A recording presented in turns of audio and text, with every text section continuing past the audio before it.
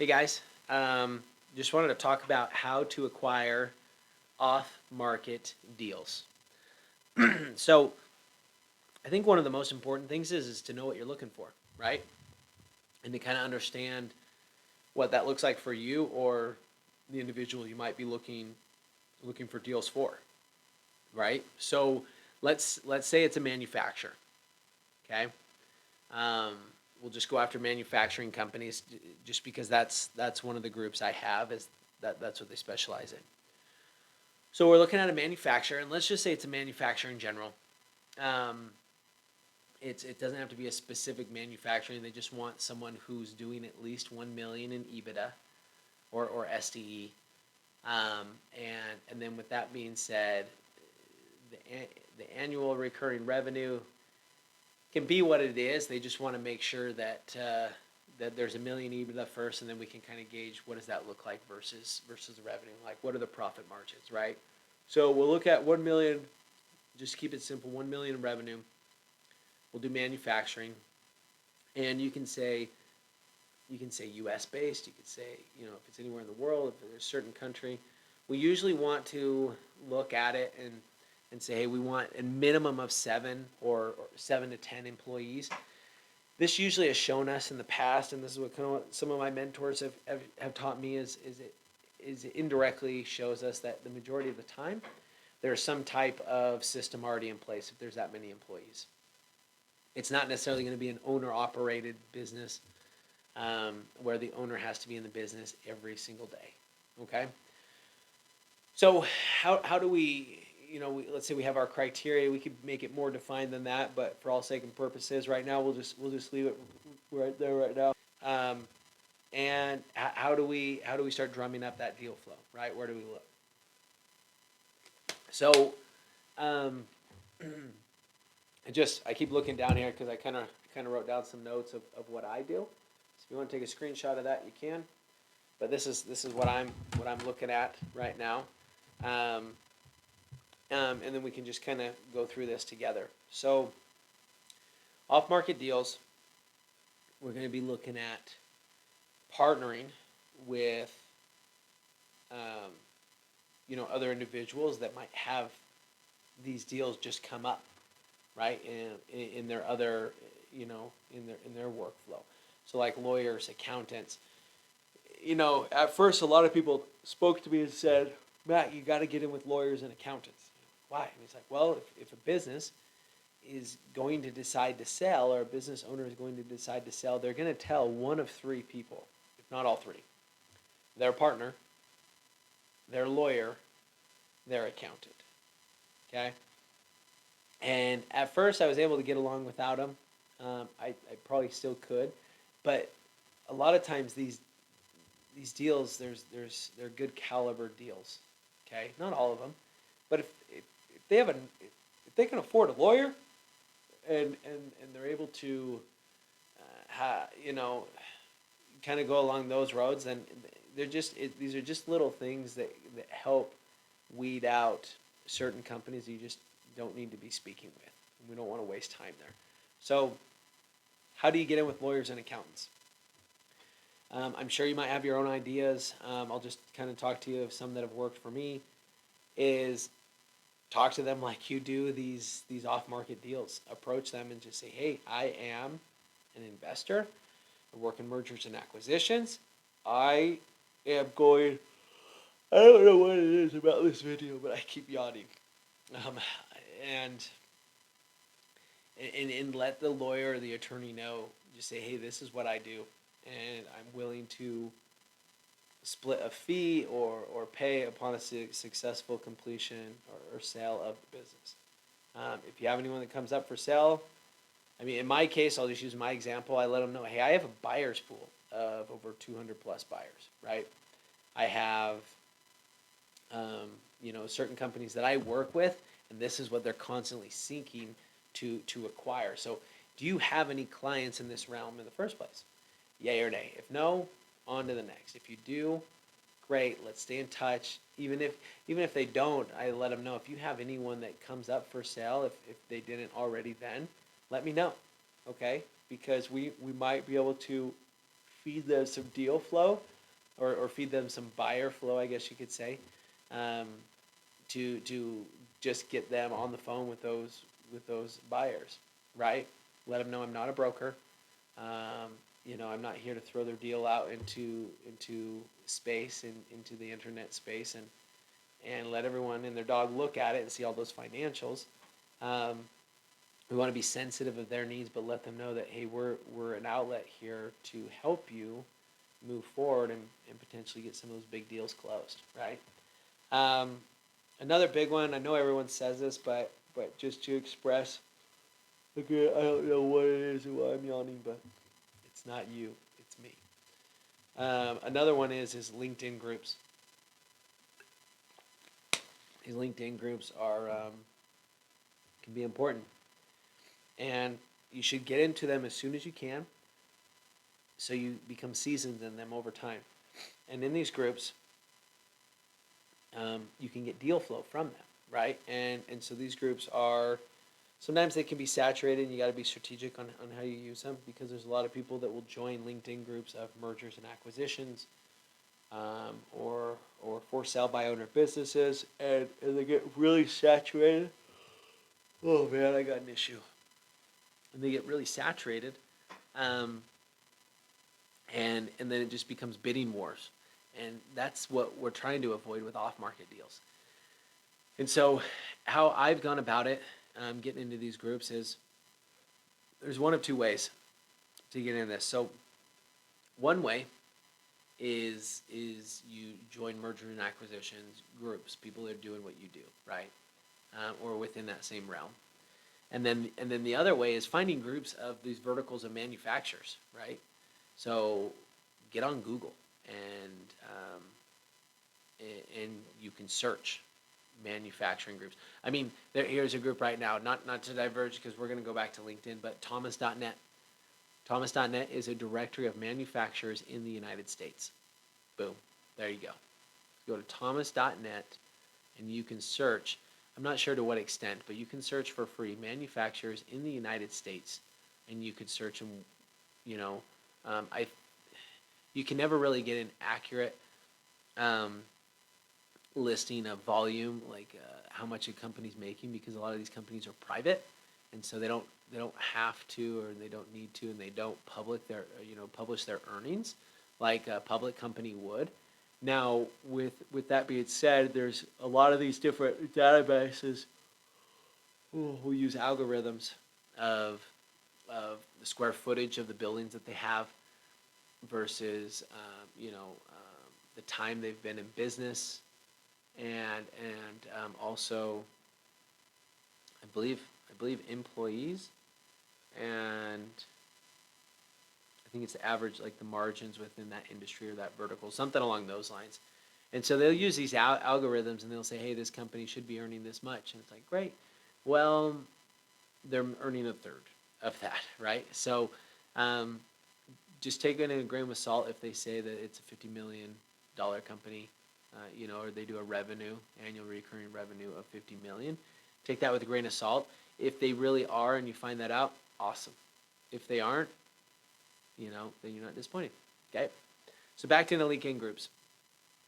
Go towards, let's say, manufacturing groups, contract manufacturers, private label manufacturers. You could Google what type of manufacturers are there, right? And so you could specifically look up these groups, or you could just type in manufacturer groups. And you're capped, I believe, on LinkedIn on, it's like 40 or something, different groups you can be in. So be strategic about it, but look at the ones that maybe have been around the longest, and sometimes the ones that have been, not necessarily all the time, but the ones that have been around the longest usually are the ones that have more people in them. But get a part of those groups, and usually you're going to have to, some of them you're admitted right away, but others you're going to be asked to fill out, make sure you'll abide by the guidelines of the group and things along those lines.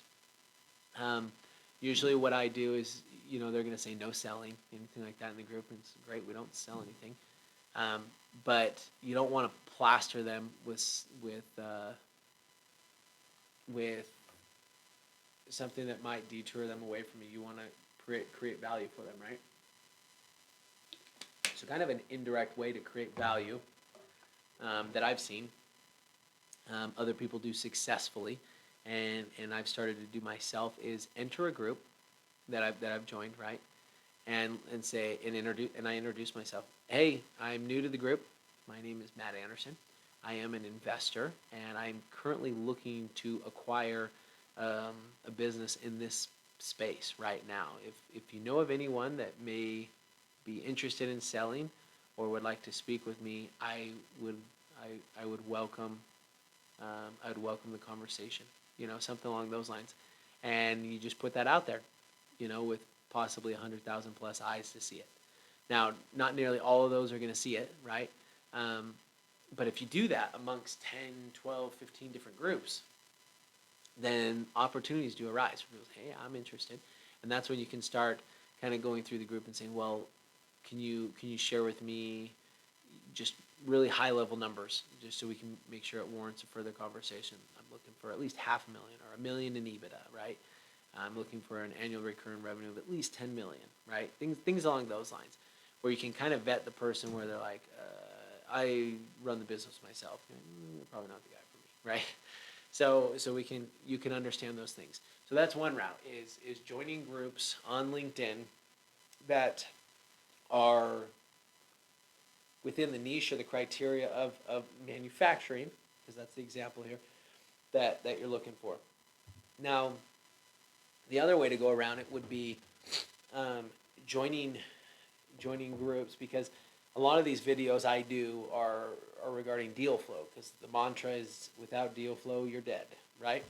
So other groups I join are mergers and acquisition groups, right?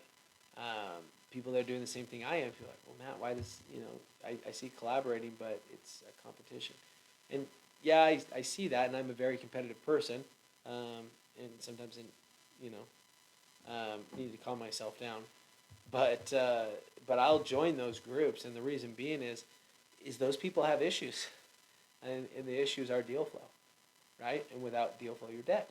And so what I specifically do is deal flow, and so I'll give those people a Loom video or something along those lines of something quick where it's like, hey, if you're looking for deal flow, and it's something that's not, you're not coming across easily, and you want to stay away from the brokerage websites, and you want to get off-market deals, contact me, and we'll see if we can help out. And sometimes I'm a little more specific. It just depends. It's on the fly. But I try to say, hey, for a monthly retainer, we can help get you a certain amount of leads that you can reach out to.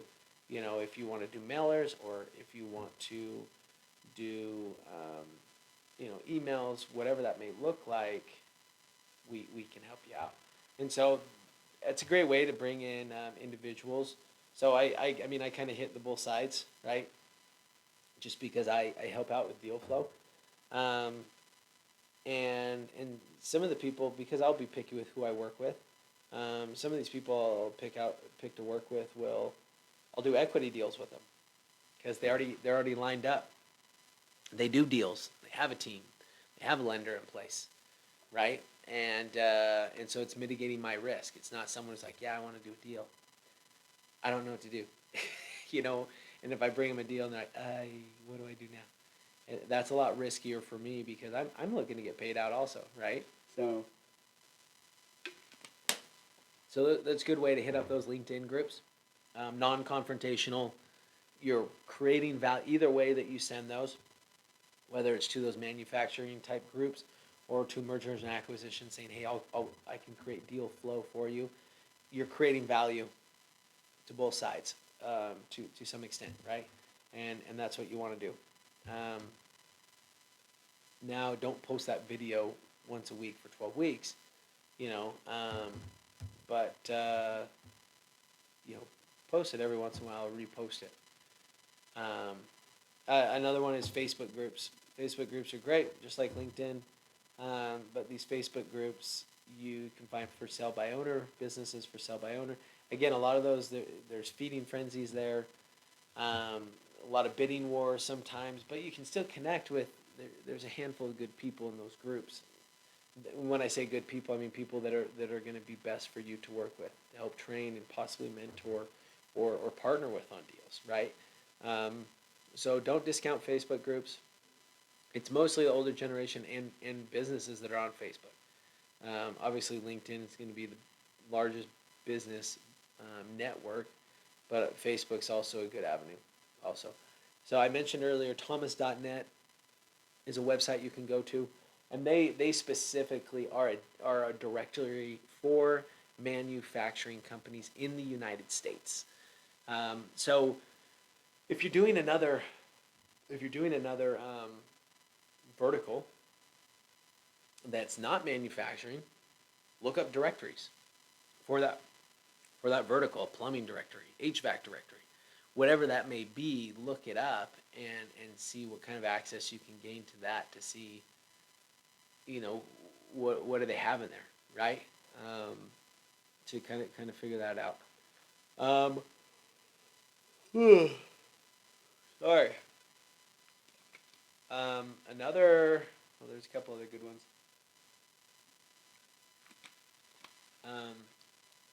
Most people have heard of Alibaba, right? So they're I think they are the largest business-to-business directory in the world. And so, or business platform in the world, sorry. And so they're probably one of the largest directories also.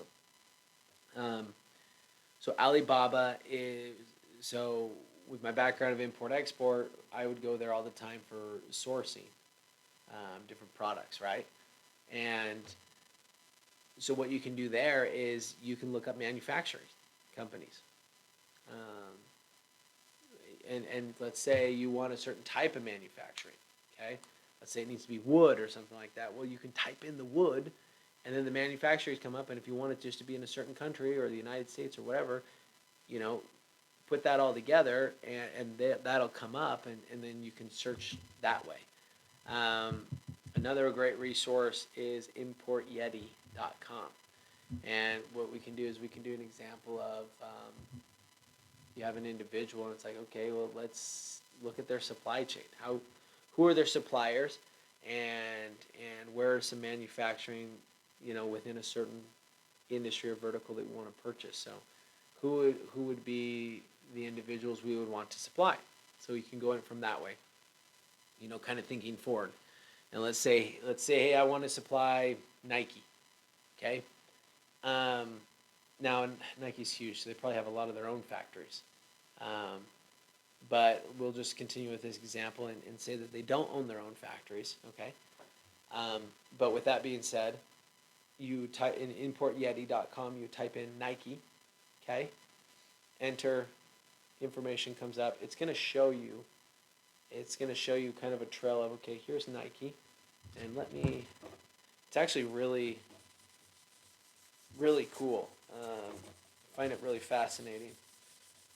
And a lot of people don't know about this stuff. But I'll show you here really quick. Nike. And then it's going to show here, it's going to branch off and give you some businesses and show you like a supply chain. So it's almost like anyone familiar with genealogy here, family tree, right? They have Nike here, okay? And they're going to say, hey, we have 3 main suppliers, da da da da. And those suppliers or manufacturers get material from this company, this manufacturer gets from these 2 companies, and this manufacturer gets from this company. And so it shows, and you can kind of say, hey, where do things start? And are they in the U.S.? Are they all outside the U.S.? What does that look like? So you can kind of say, hey, those are the type of company, and you can research for those companies to see their, further down that family tree. Kind of reverse engineer that buying process, or you could just approach those companies also and say, I am interested in acquiring you, and kind of go about that, what we've talked about in the past. And so people are there, especially with all the technology we have. It's not hard. It's just doing the work. And sometimes, that's the hardest for most people. Talking about it's great. Doing the work's another thing. So it's there's deal flow to be had. It's just a matter of doing the work. So being consistent, following up with business owners after you've reached out to them. So email. After I get an email, I usually start texting with them because we have each other's numbers, and it's just following up and it's constantly filling that pipeline and filling that pipeline. Because if I can get that pipeline full and just pumping, there's always work to be done. But the great thing is even with my pipeline full and pumping, and I could still put a lot more in, and I'm building it up again, I don't want to build up more than I've had it before. But even working that pipeline and just getting it full, I still am able to make time for my kids. I'm still able to go to basketball games, dance recitals, soccer games. I'm involved in my local, in my church, so I'm able to serve there, and I'm able to spend the time with my wife that I love to do, and so this allots me and affords me a lifestyle of flexibility. When I'm sending these emails, I don't necessarily. I feel like I get a better response sometimes during the day, but I don't think that's you know consistent. I think I can send these emails at night and be just fine. And so I don't necessarily, I can respond to these people at night, and these emails I can send out, and there's mailmeteor.com does an automated process for me so that my Gmail account doesn't get dinged by Google, but I'm not having to be a MailChimp or someone like that where I have to have unsubscribe at the bottom. And yeah, they can do a bunch of emails for me, but I'm not having to pay a monthly subscription to this service. MailMeteor does a monthly service. I just went and bought it for a lifetime. Spent like $200, $250, and I have lifetime use to it. Any upgrades, anything that comes along, I have lifetime use for it. And along with it, they give me stuff that's similar to like Email Hunter, which helps me search for emails of individuals. They help me automate my emails. So if I want to send out, so if I have a list of 10,000, a very targeted list of 10,000, I can send out emails to them, but make sure that it doesn't go over my limit, so my email doesn't spike of, hey, Matt just sent out a bunch of emails, and Gmail's red flags are going off, and then doesn't happen for a couple of days, and then Matt just sent out a bunch of emails, but it stays consistent every day of emails being sent out. And so my account flies under the radar, and it doesn't get dinged. And I'm able to reach out to these business owners as if, they're getting a personal email from me, because they are. I'm just doing it on a mass scale. And I'm able to, instead of them, and maybe this differs down the road, but right now they get a personal email back from me once they respond and say, yes, I'm interested. Then I communicate and I answer their questions and send them my calendar and be like, I'd love to get on the phone with you. When would be the best time, right? And then we go from there. And out of 5 business owners, at least 3, if not 3.5, that I speak with, we are getting connected, and they're on the same page. If they respond, they're interested, right? If they respond that they're interested, there's enough interest there. They're like, yeah, I'd like to talk about an acquisition. And yeah, there definitely are business owners out there that say, I want a lot more for my business than what it's worth, because they're emotionally involved. Or they would like you or the investor to pay for future earnings of what they say the business is going to make, but it's nothing concrete. Now,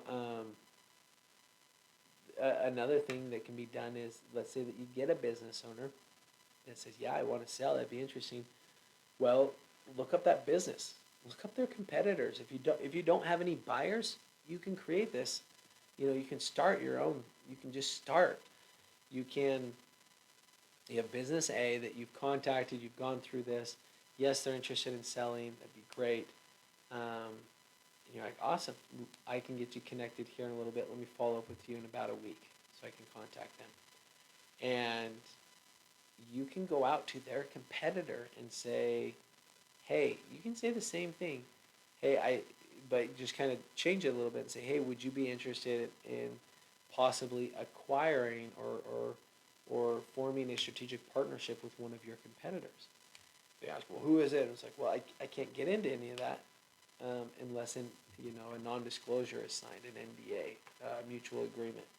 Um, and so you can kind of figure that out. And if they want to, you can get those guys on the phone and they want to talk about the same thing, which is seller wants to sell and a possible buyer that wants to buy, or can they form some strategic alliance at all, and morph those businesses together? And something like that might happen a lot quicker than not, and if you need help, there's sources. If they feel like they need help, how do we do this? How do we go about it? There's sources of doing that. And so we definitely help out with those. And I can let you know what those are. We can help get you some lists of things of who to talk to and what to do there at that point and stuff. But really it's a numbers game. And it's consistency. Just like I was consistent in saying consistency. It's a grind, but it's definitely worth it, because once you close a deal, and I think I didn't talk about this in the last segment, but how I've mitigated my risk, and it's constantly evolving and it's becoming better. But how I try to mitigate my risk is, it's like, hey, I don't want to be in the company running it.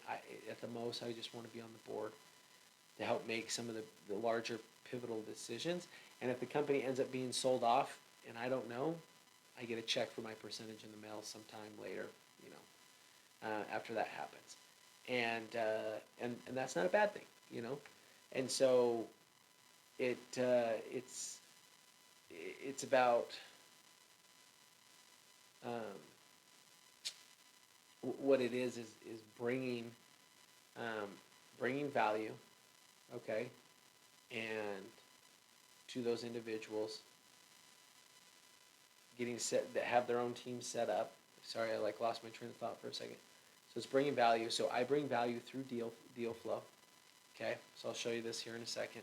I'll explain it and then I'll write this out. So I have deal flow, and I will bring this to 1, 2, 3 different groups that I have right now, right? And then they have a team behind them. Okay, those teams are lawyers, acquisition attorneys, people that are doing due diligence. They're looking at all the numbers and everything like that. So here's what it looks like right now. So I bring in deal flow to 1, 2, 3 different teams, the specific deal flow they're looking for, right? Now, anything that passes through them,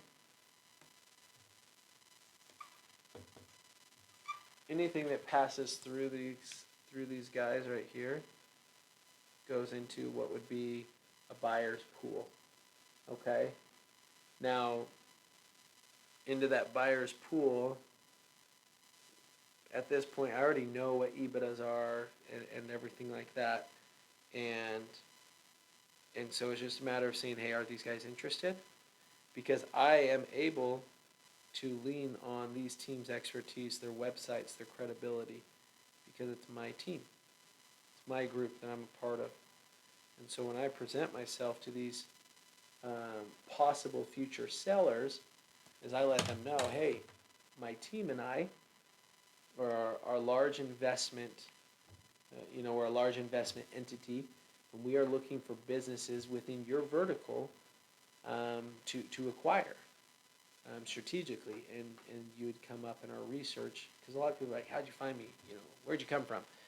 And so I'll let them know and just say, hey, we want to see if, we need to ask certain questions, because we can only go so far, looking online to see if you're even interested in an acquisition. And obviously they are, because they had responded back, yes, I'm interested, But then from that point forward, it's also a matter of, okay, you're interested. Let's see if it's a good fit for both parties.